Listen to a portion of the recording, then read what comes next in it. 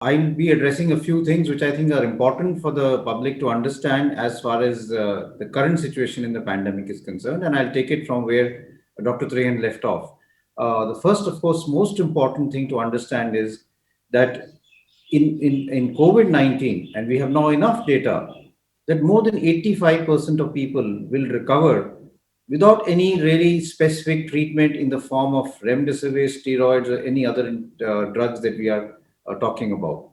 Most of them will have features which will be like a common cold, body aches, fever, sore throat. Some may have gastritis, and over a period of 5 to 7 days, they will recover with just symptomatic treatment, which means just taking paracetamol, keeping yourself hydrated, doing your regular exercise, taking your vitamins, and just being positive about your health. It's only 15% of people who may go on to what we call moderate disease, where your oxygen saturation may fall, or you may have high grade fever, and there may be markers to suggest ongoing inflammation. Now, it's only in that percentage of people who have other features to suggest that the disease has progressed that we need to give treatment in the form of remdesivir, steroids, anticoagulants, and sometimes we also give convalescent plasma. So it's important for everyone to understand that most of us who are either in home isolation or even in the hospital because of panic don't really need any specific treatment. Like you treat a simple cold, you can get away with treating COVID in majority of people with just taking paracetamol, keeping yourself well hydrated. It's only a small percentage which will require drugs like remdesivir, and there is no data which suggests that remdesivir taken in mild disease will save lives or will have any benefit. The data for remdesivir does not show that it actually decreases mortality. It only has been shown to decrease hospital stay. And the large study done by WHO, the recovery trial, was a negative study. It did not show any role of remdesivir. Therefore, don't consider this to be a magic bullet. It is something that we need to keep in mind. So that is the first message that I would like to give, that majority of people don't need to panic. They can home isolate themselves. And as Dr. Devi Shetty said, monitor yourself at home, keep yourself well hydrated, monitor your saturation, and consult your doctor if you have any worry. But you will become all right staying at home, and you will not need to come to the hospital. Very few will actually need to come to the hospital. By rushing to the hospital, you are creating more chaos, and you're not actually benefiting yourself, and you're actually denying a bed to a fellow citizen who may need it and may not be able to get it because of unnecessary hospitalization for people who don't need to be in hospital. The second thing that I would like to talk of is regarding oxygen. Now, there is a lot of issue as far as oxygen is concerned. I do agree, and this is very important for those who have oxygen or need oxygen. Oxygen is a treatment, it's like a drug. And therefore, it's very, very important for us to understand that one of the treatment for COVID 19 is to give oxygen if you need it. And in many lung diseases, when you have pneumonia, when you have chronic lung disease, when your saturation falls, oxygen is a treatment that is given sometimes for a short duration, but sometimes people are on long term oxygen therapy if their lungs are bad because of a chronic lung disease. Now, an important issue here is that taking oxygen intermittently. Your saturation is all right, but you say, okay, let me take oxygen for half an hour after my meals, or if I take oxygen for a few hours in the day, my saturation goes up and I'm feeling better, and I should therefore continue oxygen, is actually a waste of oxygen. There is no data to show that this will be of any help to you, and therefore this is something that you should not do. Many patients have started keeping oxygen cylinders at home and have started taking it for half an hour, 2 hours. That itself is more harmful and is actually again denying oxygen to people who actually need it. The third important thing to remember as far as oxygen is concerned is oxygen is carried in our blood. And we look at what is the oxygen which is carried in the blood by looking at the oxygen saturation. But if your saturation is 92, 93, or your saturation is 98, 99, the actual oxygen in the blood is not very different, because the oxygen dissociation curve is what we call a sigmoid curve. And after you reach a saturation of 90, it is actually flat. So you don't really get too much of oxygen in your blood, even if you go from 92 to 98.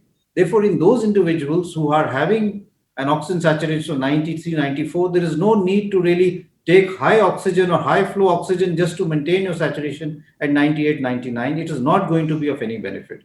Therefore, you should have a judicious use of oxygen. There is no need to take oxygen if your saturation is over 95. If it is less than 9 and over 94, if it's less than 94, you need close monitoring, but you still may not need oxygen because your oxygen in the blood is still sufficient in those patients who are healthy. In some patients who have chronic disease or who have other problems like chronic heart disease, you may want to keep the oxygen saturation on a slightly higher side.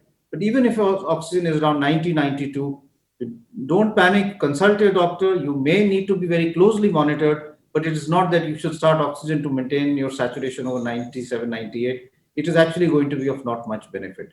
And I think as a country collectively, if we work together and say that we will use remdesivir judiciously, we use oxygen judiciously, there will be no shortage of oxygen, whether we talk of Maharashtra, Delhi, Chhattisgarh, or any other state, because in terms of the number of patients who need oxygen and the supply of oxygen, that is well balanced.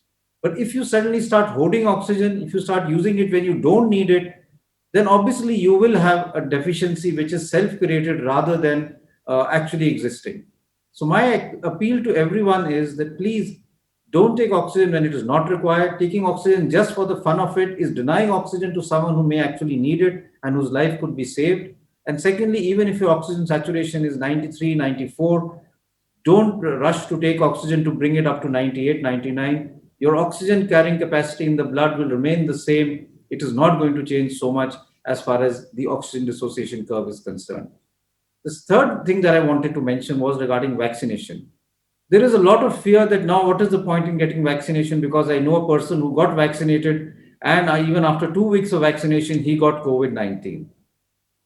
The vaccine prevents you from getting disease. It may not prevent you from getting infection. And we must understand the difference between the two.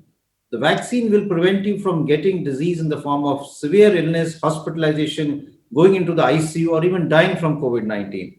We know that it has a good protection in majority of people as far as the vaccine is concerned. But in some, you may still get, when you are exposed to a patient with COVID 19, the virus may still come in your nose and throat. It may multiply there for some time. But the antibodies which have been produced because of the vaccine that you've taken will not allow the virus to further replicate, and it will not allow the disease to become more severe, and therefore you will be saved.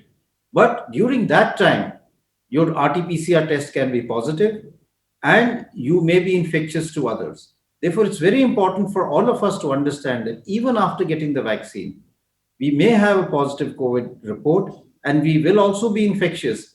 So, wearing a mask even after you have become COVID positive, after you got your vaccine, is very, very important to protect your near and dear ones, your family members, your colleagues, because they may not have been vaccinated or their vaccine may not have been completed in terms of both the shots, and they may be susceptible to the infection.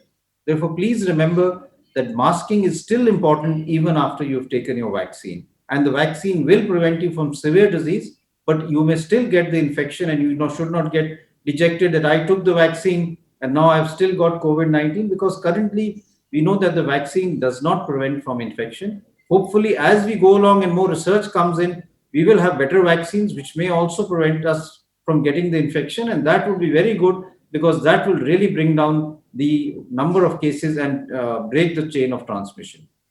I would like to say in the end that the most important thing for all of us is to have COVID appropriate behavior.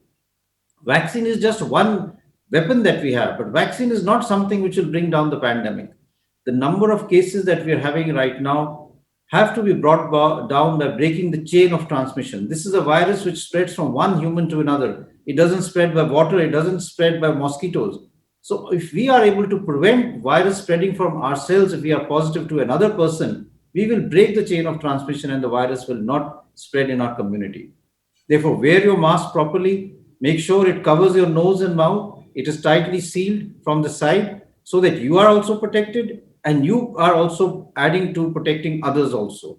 So, masking up is very, very important. Along with that, maintain your distance, do gas ki duri. Along with that, wash your hands regularly.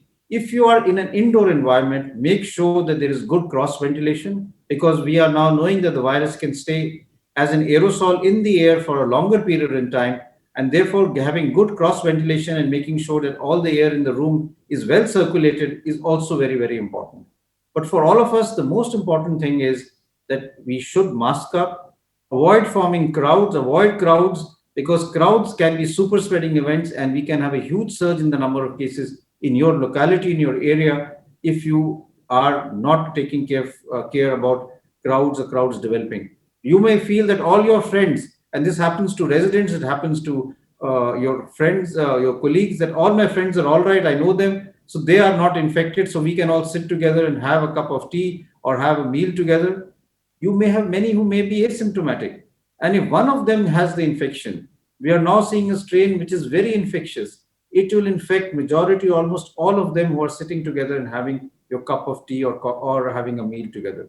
So please don't have crowds. Eat your meals separately, have your tea separately, communicate through your telephones, your other apps, but don't really sit together because this is not the time to do so.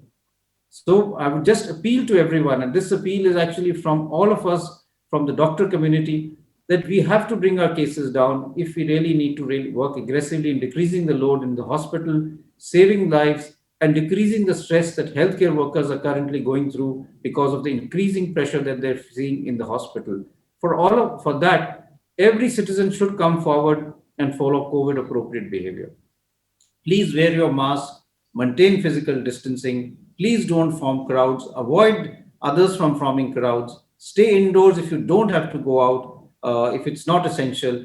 If we do that for the next few weeks, our cases will come down, the hospital strain will come down, and we will come out of this pandemic once again as we have done last year. So, my appeal to all of you is please mask up. If we all get together, we can come through this very, very successfully and in a in a very short time. So, and finally, I'd like to thank my colleagues, Dr. Naresh Trehan and Dr. Devi Shetty, for being part of this conference that we had. And again, I'd like to appeal to everyone to wear their mask and maintain physical distancing.